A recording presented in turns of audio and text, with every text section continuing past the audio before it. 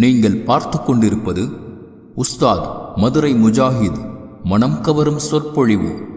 இது மார்க்கம் மற்றும் சமுதாயத்திற்கான குரல். அஸ்ஸலாமு அலைக்கும் வரஹ்மத்துல்லாஹி வபரகாத்துஹு. இன்னல் ஹம்துலில்லாஹி நஹ்மதுஹு வனஸ்தஈனுஹு வனஸ்தக்ஃபிருஹு வனஊது பில்லாஹி மின் ஷுரூரி அன்ஃபுஸினா வ மின் ஸய்யிஆத்தி அஅமாலினா மன் யஹ்திஹில்லாஹு ஃபலா முடில்ல லஹு வ மன் யுضلل ஃபலா ஹாதிய லஹு வ அஷ்ஹது அன் லா இலாஹா இல்லல்லாஹு வஹ்தஹு லா ஷரீக லஹு வ அஷ்ஹது அன்ன முஹம்மதன் அப்துஹு வ ரசூலுஹு அம்மா பஅத். قال الله تعالى في القرآن العليم أعوذ بالله من الشيطان الرجيم بسم الله الرحمن الرحيم يا أيها الذين آمنوا اتقوا الله حق تقاته ولا تموتن إلا وأنتم مسلمون يا أيها الناس اتقوا ربكم الذي خلقكم من نفس واحدة وخلق منها زوجها وبث منهما رجالا كثيرا ونساء واتقوا الله الذي تساءلون به والأرحام إن الله كان عليكم رقيبا ويا أيها الذين آمنوا اتقوا الله وقولوا قولا سديدا يصلح لكم أعمالكم ويغفر لكم ذنوبكم ومن يطع الله ورسوله فقد فاز فوزا عظيما. கண்ணியத்திற்குரிய எல்லாம் வல்ல அல்லாஹ்வின் நல்லடியார்களே, அன்பார்ந்த இஸ்லாமிய சகோதர சகோதரிகளே, ஷபே பராத் என்ற முஸ்லிம் சமூகத்தில் பரவலாக கொண்டாடப்படுகிற ஒரு இரவு தான் ஷபே பராத் என்று சொல்லப்படுகிற ஒரு இரவு. ஷபே பராத் என்ற இந்த இரவு இஸ்லாத்தில் உள்ள ஒரு இரவா? அல்லாஹு தாலா அவனுடைய வேதமான அல் குர்ஆனில் இந்த இரவை பற்றி ஏதாவது சொல்லி இருக்கிறானா? அல்லது இந்த இரவை பற்றி நபி அவர்கள் வலியுறுத்திய ஆதாரபூர்வமான சஹீஹான தரத்தில் அமைந்த ஹதீஸ்கள் எதுவும் ஆதாரமாக இருக்கிறதா என்று பார்த்தால் அந்த மாதிரி எந்த ஒரு ஆதாரத்தையும் அல் குர்ஆனிலோ ஹதீஸிலோ நாம் பார்க்க முடியாது. அல்லாஹ்வுடைய மார்க்கமான சத்திய இஸ்லாம் இந்த உலகத்தை படைத்த ஏக இறைவனான அல்லாஹ்வின் மார்க்கமாக இருக்கிறது. இந்த மாதம் ஷஅபானுடைய மாதம். ஷஅபானுடைய மாதத்தில் நோன்பு வைப்பது நபி அவர்கள் நமக்கு அனுமதித்த ஒன்றாக இருக்குது. ஷஅபானுடைய மாதத்தில் அல்லாஹ்வுக்காக சுன்னத்தான நோன்புகள் நோற்பது அல்லாஹ்வுடைய நபி அவர்கள் நமக்கு அனுமதித்த ஒரு சுன்னாவாக இருக்கிறது. அல்லாஹ்வுக்காக வேண்டி நன்மையை எதிர்பார்த்து, அல்லாஹ்விடத்தில் நற்கூலியை எதிர்பார்த்து அல்லாஹ்வுக்காக வேண்டி நஃபிலான தொழுகைகளோ நஃபிலான நோன்புகளோ நோற்பது இஸ்லாத்தில் நன்மையான ஒரு காரியம். அதே போன்று சுன்னத்தான தொழுகைகள் சுன்னத்தான நோன்புகளை நிறைவேற்றுவது நன்மையான ஒரு காரியம். சுன்னத்தான அமல்களை பொறுத்த வரைக்கும் அல்லாஹ்வுடைய தூதர் ரசூலுல்லாஹி ஸல்லல்லாஹு அலைஹி வஸல்லம் அவர்கள் கற்றுத்தந்தது மட்டும்தான் சுன்னா. நபி அவர்கள் கற்றுத்தராத, நபி அவர்கள் கட்டளையிடாத விடயங்கள் சுன்னத்தாக ஆகுமா என்று சொன்னால் நிச்சயமாக ஆகாது. அதே போன்று நபி அவர்களின் பெயரில் இட்டுக்கட்டப்பட்ட செய்திகள் ஒரு ஹதீஸ் இருக்கிறது. அந்த ஹதீஸ் லைஃபான பலவீனமான தரத்தில் ஒரு அமைந்ததாக இருக்கிறது என்று சொன்னால், நபி அவர்களின் பெயரில் இட்டுக்கட்டப்பட்ட செய்தியாக இருக்கிறது என்று சொன்னால் அதுவும் பித்அத். மன் அமில அமலன் லைஸ அலைஹி அம்ருனா ஃபஹுவ ரத்துன். நான் கட்டளையிடாத ஒரு காரியத்தை மார்க்கம் என்று எண்ணிக்கொண்டு நீங்கள் செய்தால், நான் கட்டளையிடாத, நான் உங்களுக்கு கற்றுத்தராத கட்டளையிடாத ஒன்றை நீங்கள் செய்தால், மார்க்கம் என்று எண்ணிக்கொண்டு நன்மை என்று எண்ணிக்கொண்டு நீங்கள் செய்தால் அது உங்களிடம் இருந்து மறுக்கப்படும் என்று நபி அவர்கள் நமக்கு எச்சரித்திருக்கிறார்கள். அப்போ நம்மிடத்திலிருந்து மறுக்கப்படக்கூடிய ஒரு செயல் எது என்று சொன்னால், அல்லாஹ் காட்டித்தராத, கட்டளையிடாத, அல்லாஹ்வுடைய தூதர் ரசூலுல்லாஹி ஸல்லல்லாஹு அலைஹி வஸல்லம் அவர்கள் கற்றுத்தராத கட்டளையிடாத அனைத்து விஷயங்களும் நம்மிடத்திலிருந்து ஏற்றுக்கொள்ளப்படாது. ஏற்றுக்கொள்ளப்படுவதற்கு மாறாக நிராகரிக்கப்படும், மறுக்கப்படும். நபி அவர்கள் கற்றுத்தராத, சஹாபாக்களிடம் இல்லாத ஒன்று புதுமையான, அனாச்சாரமான, புதுமையான பிதுஅத்தான ஒரு செயலாக இருக்கிறது. பிதுஅத் என்று சொன்னால் நபி அவர்கள் கட்டளையிடாத ஒன்றை இஸ்லாத்தில் இருப்பதாக எண்ணிக்கொண்டு செய்தாலும் அது பிதுஅத். பலவீனமான லைஃபான நபி அவர்களின் பெயரிலே இட்டுக்கட்டப்பட்ட செய்திகளை பின்பற்றுவதும் கூட பிதஅத் என்பதை நாம் புரிந்து கொள்வதற்கு கடமைப்பட்டிருக்கிறோம். நபி அவர்கள் அடிப்படையாக ஒன்றை சொல்லி நமக்கு கடுமையாக எச்சரித்திருக்கிறார்கள். நான் சொல்லாத ஒன்றை நான் சொன்னதாக எவன் ஒருவன் சொல்லுகிறானோ அவனுடைய இருப்பிடம் நரகமாகட்டும் என்று எச்சரித்திருக்கிறார்கள். அவன் தங்கும் இருப்பிடமாக நரகமாக ஆகட்டும் என்று அல்லாஹ்வுடைய நபி அவர்கள் கடுமையாக எச்சரித்திருக்கிறார்கள். அப்போ நபி அவர்கள் சொல்லாத ஒன்றை நபி அவர்கள் சொன்னார்கள் என்று சொல்வது, அப்படிப்பட்ட ஒரு காரியம் இருக்கிறதே, நபி சொல்லாத ஒன்றை நபி சொன்னாங்கன்னு சொல்றது, அது நரகமே இருப்பிடமாக தங்கும் இருப்பிடமாக நமக்கு தண்டனையாக கிடைக்கக்கூடிய ஒரு பாவச் செயல். இன்னைக்கு பலவீனமான லைஃபான எத்தனையோ ஹதீஸ்கள் இருக்கிறது. அப்போ அந்த லைஃபான பலவீனமான ஹதீஸ்கள் எதுவுமே நபி அவர்கள் சொன்னது இல்லை, நபி அவர்களின் பெயரில் இட்டுக்கட்டப்பட்டது. அப்போ இட்டுக்கட்டப்பட்ட எதையும் நாம் பின்பற்றுவதற்கு மார்க்கத்தில் அனுமதி இல்லை. அதுபோன்றுதான் இந்த பராத் என்ற ஒன்றை நாம் புரிந்து கொள்வதற்கு கடமைப்பட்டிருக்கிறோம். அந்த பராத் இரவு என்பது குர்ஆன் சுன்னாவின் அடிப்படையில் நபி அவர்கள் காட்டி தந்ததா? சுன்னத்தான நோன்புகளை பொறுத்த வரைக்கும் வாரத்தில் 2 நாட்கள் திங்கள் வியாழனில் வைக்கக்கூடிய நோன்பு, மாதத்தில் 3 நாட்கள் பிறை 13, 14, 15 வைக்கக்கூடிய மாதத்தில் வைக்கக்கூடிய 3 நோன்பு, வருடத்தில் 2, அதாவது முஹரம் மாதத்தில் ஆஷுரா நோன்பு என்று சொல்லப்படுகிற முஹரம் 9, 10 பிறையில் வைக்கக்கூடிய அந்த நோன்பு, வருடத்தில் 1 நோன்பான அரஃபாவுடைய நாள் துல்ஹஜ் பிறை 9 வைக்கக்கூடிய அரஃபாவுடைய நோன்பு, அடுத்து ரமலானை தொடர்ந்து கடமையாக்கப்பட்ட ஃபர்லான ரமலானுடைய நோன்பை நோற்றுவிட்டு அதற்கு அடுத்த மாதமான ஷவ்வாலுடைய மாதத்தில் வைக்கக்கூடிய 6 நோன்பு. இதெல்லாம் சுன்னத்தான நோன்புகள். ஷவ்வாலில் நோக்கக்கூடிய 6 நோன்பு, முஹரத்தில் வைக்கக்கூடிய 2 நோன்பு, 9, 10 வைக்கக்கூடிய ஆஷுரா நோன்பு, துல்ஹஜ் மாதம் 9ஆம் பிறையில் வைக்கக்கூடிய அரஃபாவுடைய நோன்பு, ஒவ்வொரு மாதமும் பிறை 13, 14, 15 வைக்கக்கூடிய மாதாந்திர அந்த நோன்பு, வாரத்தில் வைக்கக்கூடிய 2 திங்கள் வியாழ கிழமைகளில் வைக்கக்கூடிய நோன்புகள். இந்த நோன்புகள் எல்லாம் நபி அவர்கள் காட்டி தந்த நோன்பு. ஒரு நாள் விட்டு ஒரு நாள் நோன்பு வைப்பதையும் கூட நபி அவர்கள் அனுமதித்திருக்கிறார்கள். நபி தாவூத் அலைஹி வஸலாத்து வஸலாம் அவர்கள் இப்படித்தான் நோன்பு வைத்தார்கள் என்று நபி அவர்கள் நமக்கு காட்டி தந்திருக்கிறார்கள், கற்றுத் தந்திருக்கிறார்கள்.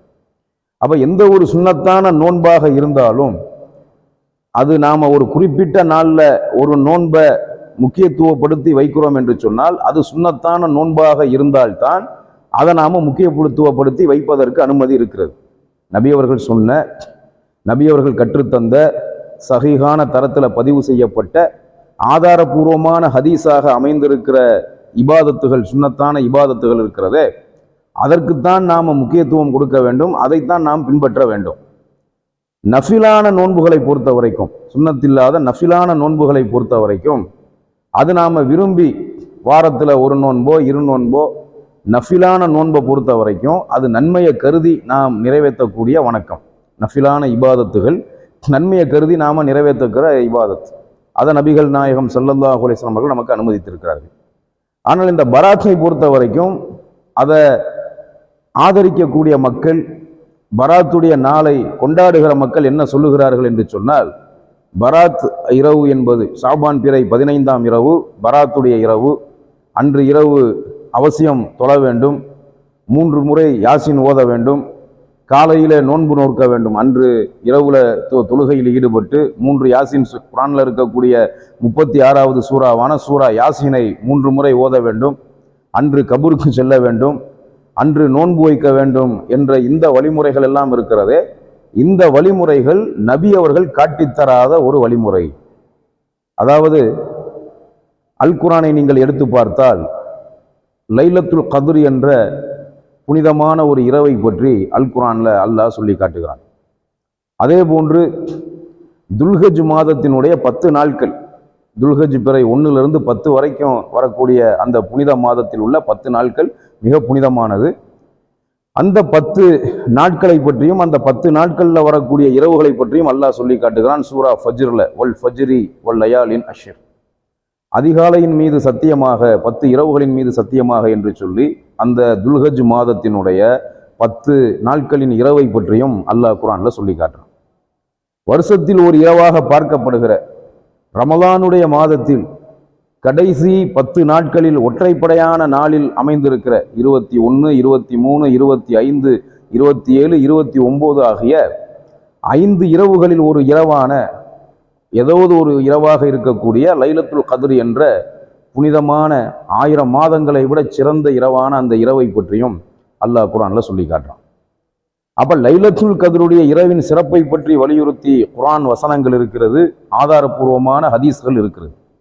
அல்லாஹு தாலா சூரா துஹான் திருக்குர்ஆன்ல இருக்கக்கூடிய 44வது அத்தியாயமான சூரா துஹான்ல 3, 4 ஆகிய 2 வசனங்களில் அல்லாஹ் சொல்லுகிறான், இன்னா அன்சல்நாஹு ஃபீ லைலத்தின் முபாரக்கத்தின் இன்னா குன்னா முந்திரீன். இந்த ஆயத்தில் அல்லாஹ் சொல்லுகிறான், நிச்சயமாக நாம் இதனை பாக்கியமுள்ள ஒரு இரவிலே இறக்கினோம். நிச்சயமாக அதன் மூலம் அச்சமூட்டி எச்சரித்து கொண்டு இருக்கிறோம் அல்லாஹ் சொல்லுகிறான். அடுத்த வசனத்தில் அல்லாஹ் சொல்லும் போது ஃபீஹா இஃப்ரகு குல்லு அம்ரின் ஹக்கீம், அதில் முக்கியமான ஒவ்வொரு விஷயங்களும் தீர்மானிக்கப்படுகிறது. அல்லாஹு தாலா மிக அழகாக சொல்லி காட்டுகிறான். அப்ப பாக்கியம் மிக்க அல்லாஹ் எப்படி குறிப்பிடுகிறான், இன்னா அன்சல்நாஹு ஃபீ லைலத்தின் முபாரக்கத்தின், அதாவது முபாரக்கான பாக்கியம் நிறைந்த ஒரு இரவு, முபாரக்கான ஒரு இரவு என்று அல்லாஹ் சொல்லுகிறான். அந்த முபாரக்கான இரவு எது? லைலத்துல் கத்ருடைய இரவு. இந்த சூரா துஹான்ல 44வது அத்தியாயத்தில் உள்ள 3வது 4வது வசனமும் லைலத்துல் கத்ருடைய சிறப்பை பற்றி நமக்கு அறிவிக்கிறது. மற்றொரு சூறாவான சூரா கத்ர் திருக்குர்ஆன்ல இருக்கக்கூடிய 97வது சூறாவில் உள்ள 5 வசனங்களை நீங்கள் எடுத்து வாசித்து பார்த்தால் அதில் அல்லாஹ் சொல்லுகிறான், இன்னா அன்சல்நாஹு ஃபீ லைலத்தில் கத்ர் லைலத்துல் கத்ரி கைரும் மின் அல்ஃபி ஷஹர் தனஸ்ஸலுல் மலாயிகத்து வர்ரூஹு ஃபீஹா பிஇذن ரப்பிஹிம் மின் குல்லி அம்ர் சலாமுன் ஹிய ஹத்தா மத்லஇல் ஃபஜ்ர். நிச்சயமாக இந்த குர்ஆனை நாம் மகத்துவமிக்க ஒரு இரவிலே இறக்கி வைத்தோம். மகத்துவமிக்க இரவு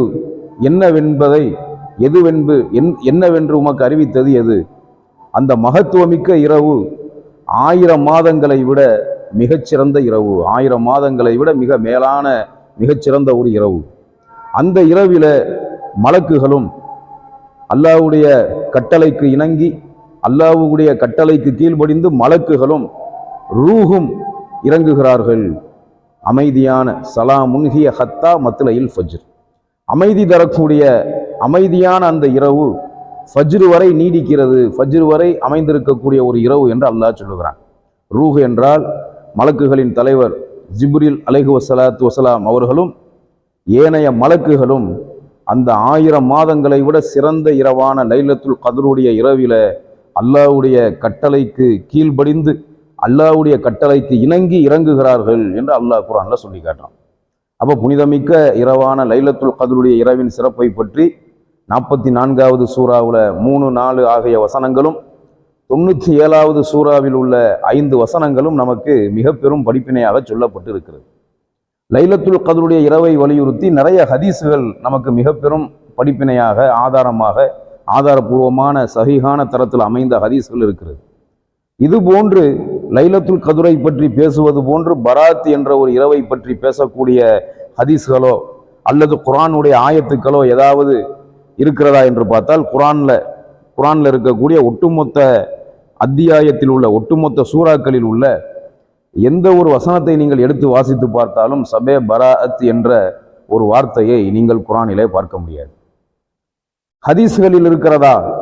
சஹீஹுல் புகாரி, முஸ்லிம், அஹ்மது, இப்னு மாஜா, அபுதாவுது, திருமதி, நசஈ போன்ற ஆதாரபூர்வமான சஹீஹு சித்தா என்று சொல்லப்படுகிற சஹீஹு சித்தத் என்று சொல்லப்படுகிற ஆதாரபூர்வமான 6 ஹதீஸ் கிதாபுகளில் எந்த கிதாபுலையாவது இந்த பராத் இரவின் சிறப்பை பற்றி சொல்லப்பட்ட ஹதீஸ்கள் சஹீஹான ஹதீஸ்கள் எதுவும் இருக்கிறதா என்று பார்த்தால் அந்த மாதிரி எதுவும் இல்லை.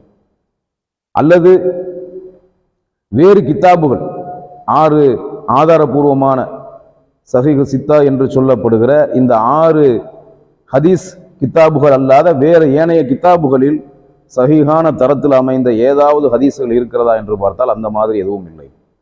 ஒரே ஒரு இட்டுக்கட்டப்பட்ட மிக மிக பலவீனமான ஒரு செய்தி தான், ஒரு குறிப்பிட்ட இரவை பற்றி குறிக்கக்கூடிய ஒரு செய்தி தான் இருக்கிறது. அது நபி அவர்களின் பெயரில் இட்டுக்கட்டப்பட்ட ஒரு செய்தி. ஆரம்பத்தில் நாம் குறிப்பிட்டது போன்று நபி அவர்கள் சொல்லாத ஒன்றை நபி அவர்கள் சொன்னதாக சொல்வது நரகமே தங்கும் இருப்பிடமாக மாறக்கூடிய அளவுக்கு கடுமையான ஒரு குற்றச் செயல் என்பது இஸ்லாத்தின் அடிப்படை. அப்ப நபி அவர்களின் பெயரில் இட்டுக்கட்டப்பட்ட ஒரு செய்தி தான் பராத்துக்கு ஆதாரமாக இருக்கிறதே தவிர நபி அவர்கள் சொன்னதாக அல்லது சஹாபாக்கள் செய்ததாக பராத்தை பற்றி எந்த ஒரு செய்தியும் ஆதாரபூர்வமான ஹதீஸ் கித்தாபுகளில் எந்த ஒரு ஹதீஸ் கித்தாபுலையும் ஆதாரபூர்வமான சஹீஹான ஹதீஸ்கள் கிடையாது. இதை பராத் இரவு இருக்கிறது என்று சொல்லக்கூடிய ஆலிம்கள் உலமாக்களே பராத் இரவு சம்பந்தமாக வரக்கூடிய அந்த செய்தியை லைஃபான ஹதீஸ் என்று அவர்களே ஒத்துக்கொண்டுதான் இருக்கிறார்கள். சஹீஹான ஹதீஸ் என்று எந்த ஒரு ஆலிமும் சொல்ல மாட்டார். பராத் இஸ்லாத்தில் இல்லை என்று சொல்லக்கூடிய ஆலிம்கள் அல்ல, பராத்தை ஆதரிக்கிற ஆலிம்கள் உட்பட எந்த ஒரு ஆலிமும் இது சஹீஹான ஹதீஸ் என்று சொல்ல மாட்டார்கள். காரணம் அதில் தெளிவாக இருக்கிறது. பராத் என்ற வார்த்தை எதற்காக அல் குர்ஆனிலே ஒரு இடத்தில் பராஅத் என்ற வார்த்தை பயன்படுத்தப்படுகிறது. பராஅத் என்று சொன்னால் விலகுதல் என்ற அர்த்தத்தை குறிக்கக்கூடிய ஒரு வார்த்தை. சூரா தௌபாவுல உள்ள முதல் வசனம் 9வது அத்தியாயத்தில் உள்ள முதல் வசனத்தை நீங்கள் எடுத்து வாசித்து பார்த்தால் அதிலே அல்லாஹ் சொல்லுகிறான், பராஅத்தும் மினல்லாஹி வ ரசூலிஹி இலல்லதீன ஆஹத்தும் மினல் முஷ்ரிக்கீன். இந்த வசனத்திலே அல்லாஹ் சொல்லுகிறான், முஷ்ரிக்குகள், அல்லாஹ்வுக்கு இணை கற்பிக்கக்கூடிய முஷ்ரிக்குகள், இணை வைத்து வணங்குபவர்களில் எவர்களோடு நீங்கள் உடன்படிக்கை செய்தீர்களோ அந்த முஷ்ரிக்குகளிடமிருந்து அல்லாஹ்வும் அல்லாஹ்வுடைய தூதரும் விலகி கொண்டார்கள். அல்லாஹ் விலகி கொண்டான், அல்லாஹ்வுடைய தூதர் விலகி கொண்டார்கள் என்று முஷ்ரிக்குகள், இணை வைக்கக்கூடிய அந்த முஷ்ரிக்கு கூட்டத்திடம் இருந்து அல்லாஹ்வும் அல்லாஹ்வுடைய நபியும் விலகி கொண்டார்கள் என்று அல்லாஹ் இந்த சூறாவுல முதல் ஆயத்தை இப்படித்தான் ஆரம்பிக்கிறது. அப்ப இந்த சூறாவுல உள்ள முதல் வசனத்துல முஷ்ரிக்குகளை விட்டு அல்லாஹ் விலகி கொண்டான், நபி அவர்கள் விலகி கொண்டார்கள் என்று அல்லாஹ் சொல்லும் போது அந்த இடத்தில் பராஅத்தும் மினல்லாஹி வ ரசூலிஹி என்று அல்லாஹ்வும் அல்லாஹ்வுடைய தூதரும் விலகி கொண்டார்கள் என்ற வார்த்தைக்கு தான் பராஅத் என்பது பயன்படுத்தப்பட்டிருக்கிறது. ஷபே பராத் என்ற ஒன்று அந்த வார்த்தை குர்ஆனிலும் இல்லை, ஹதீஸிலும் இல்லை. சாபான் பிறை 15ஆம் இரவு, அதாவது 14ஆம் நாள் மகரிபு தொழுகை, இஷா தொழுகைக்கு பிறகு 3 யாசின் ஓதுவது, விசேஷமாக நின்று தொழுவது, நோன்பு வைப்பது, இது எல்லாமே நபி அவர்கள் காட்டித்தராத ஒரு செயல். அதற்கு மாறாக தினமும் ஒருவர் தஹஜ்ஜுது தொழுகிறார், அந்த இரவில் தினமும் தஹஜ்ஜுது தொழக்கூடியவர், அல்லது வாரத்தில் 1 நாளோ 2 நாளோ தஹஜ்ஜுது தொழக்கூடியவர், தஹஜ்ஜுது தொழ வேண்டும், தஹஜ்ஜுது தொழுகையை நிறைவேற்ற வேண்டும் என்ற எண்ணத்தில ஒருவர் அந்த இரவு தொழுவாரேயானால் அது நன்மை. தஹஜ்ஜுது என்று தொழுவதற்கு, இரவு தொழுகை என்று நிய்யத்து வைத்து தொழுவதற்கு மார்க்கத்திலே அனுமதி இருக்கிறது. பராஅத் இரவு என்று அது ஒரு சிறப்புமிக்க இரவு, அந்த நாள் சிறப்பான நாள் என்ற எண்ணத்தில் தொழுதா அது பித்அத். அது இல்லாமல் அல்லாஹ் நன்மையை தர வேண்டும்.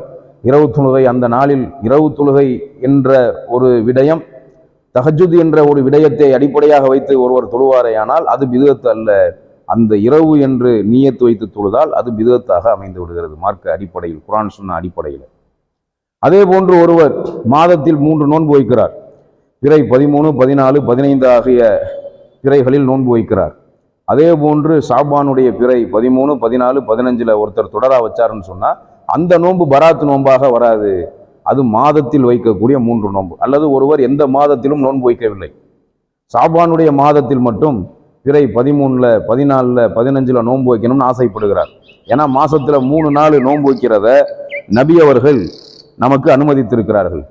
அந்த அடிப்படையில் பராத் என்பதை மனதில் நினைக்காமல் பராத் இரவு, பராத் என்ற ஷபே பராத் என்ற ஒரு நிய்யத்து இல்லாமல் இந்த மாதத்தில் நபி அவர்கள் காட்டி தந்த மாதத்தில் வைக்கக்கூடிய 3 சுன்னத்தான நோன்புகளை நாம் நோக்க வேண்டும் என்ற எண்ணத்தில் ஒருவர் ஷாபான் பிறை 13, 14, 15 ஆகிய அந்த 3 பிறைகளிலே 3 தேதிகளே நோன்பு வைப்பாரே ஆனால் அது மார்க்கத்தில் ஏற்றுக்கொள்ளப்படும், அது சுன்னத், நபி அவர்கள் காட்டி தந்த சுன்னத்.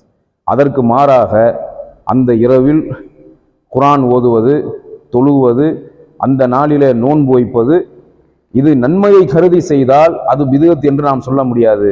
பராத் என்ற ஒரு இரவை நியத்தாக வைத்து அந்த இரவுல 3 யாசின் கண்டிப்பாக ஓத வேண்டும். வருடம் முழுவதும் தொழாதவர்கள் கூட அந்த இரவிலே தொழ வேண்டும். அவசியம் அந்த ஒரு நாள் மட்டும் 15ஆம் நாள் மட்டும் நோன்பு வைக்க வேண்டும் என்ற எண்ணத்தில் பராத் என்ற நியத்தில் செய்தால் அது பிதுஅத்தாகிவிடும். அது இல்லாமல் தினமும் செய்யக்கூடிய அமல்களாக அந்த இரவிலே குர்ஆன் ஓதுவது, தொழுவது, பகலிலே நோன்பு வைப்பது, நன்மையை கருதி செய்வது அல்லாஹ்விடத்தில் நன்மையாக ஏற்றுக்கொள்ளப்படும். பராத் என்ற எண்ணத்தில் செய்தால் அது பிதுஅத் என்பதை நாம் புரிந்து கொண்டு எல்லாம் வல்ல அல்லாஹு ரப்புல் ஆலமீன் இஸ்லாத்தில் இல்லாத, குர்ஆன் சுன்னாவில் இல்லாத, நபி அவர்கள் காட்டித்தராத அனைத்து பிதுஅத்தான செயல்களை விட்டும் அல்லாஹ் நம்மை பாதுகாக்க வேண்டும் என்று பிரார்த்தித்தவனாக என்னுடைய இந்த உரையை முடித்துக் கொள்கிறேன். வாஹிரு தாவானா அனில் ஹம்துலில்லாஹி ரப்பில் ஆலமீன். அஸ்ஸலாமு அலைக்கும் வரஹ்மத்துல்லாஹி வபரகாத்துஹு.